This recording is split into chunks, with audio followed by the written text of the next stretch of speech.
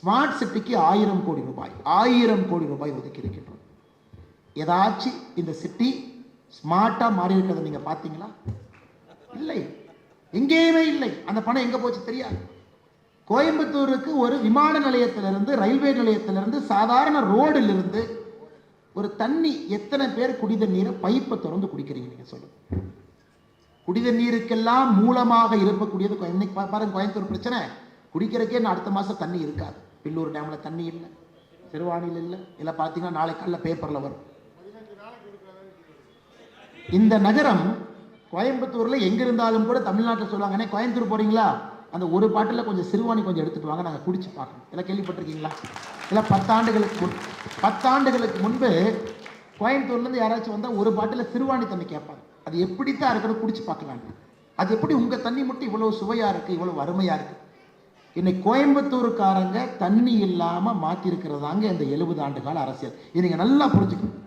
வளர்ச்சி இல்லை, குடிப்பதற்கு இத்தனை நீர் ஆதாரம் இருந்து எல்லாத்தையும் அழிச்சிட்டு ஒரு பைப்பை திறந்து தைரியமாக இங்க யாரும் தண்ணி கோயம்புத்தூர்ல இருக்கக்கூடிய மக்கள் அந்த வாட்டர் கேன் 30 லிட்டர் வாங்கி கவுத்தி வச்சுக்கிறோம், கரெக்டுங்களா? அல்லது வீட்டில் கொஞ்சம் வசதி இருக்கிறவங்க இந்த அக்கியோ கார்டு மாதிரி ஏதோ ஒன்று போட்டு வச்சுக்கிறாங்க. இன்னும் கொஞ்சம் வசதி இருக்கிறவங்க மினரல் வாட்டர் வாங்கி வச்சுக்கிறாங்க. இந்த 3 தான். நம்ம யாராக இருந்தாலும் கூட 30 லிட்டர் தண்ணி கேன் எடுத்து குடிக்கிறோமா, இல்லை நாம ஒரு அக்கியோ கார்டு வீட்டில் போட்டு வச்சுக்கிட்டோமா, இல்லை நாம மினரல் வாட்டர் பாட்டில் எடுத்து குடிக்கிறோமா? எங்கே இருக்கிறோம் நீங்க யோசிச்சுப்பாங்க. இத்தனை காலமாக ஓட்டு போட்டு என்ன நடந்துச்சுன்னு நீங்க கேட்க. ஏன் இன்னைக்கு கம்யூனிஸ்ட் கட்சி நிக்கலீங்க? ஏன் கம்யூனிஸ்ட் கட்சிக்கு சீட்டு கொடுக்கல? காலங்காலமாக கோயம்புத்தூர்னா கம்யூனிஸ்ட் தான் நிற்பாங்க. ஏன்னா கோயம்புத்தூருக்கு தெரியும், திமுகவுக்கு தெரியும், கோயம்புத்தூர் மக்களுக்கு தெரியும் பாரதிய ஜனதா கட்சியை ஜெயிக்க வைக்கணும். திமுகவுக்கு தெரியும் பாரதிய ஜனதா கட்சியை தோற்கடிக்க வேண்டும் என்றால் திமுக வேட்பாளரை போட்டு 500 கோடி ரூபாய் பணம் செலவு பண்ணி பார்ப்போம். இதுக்காக திமுக களத்துக்கு போகுது.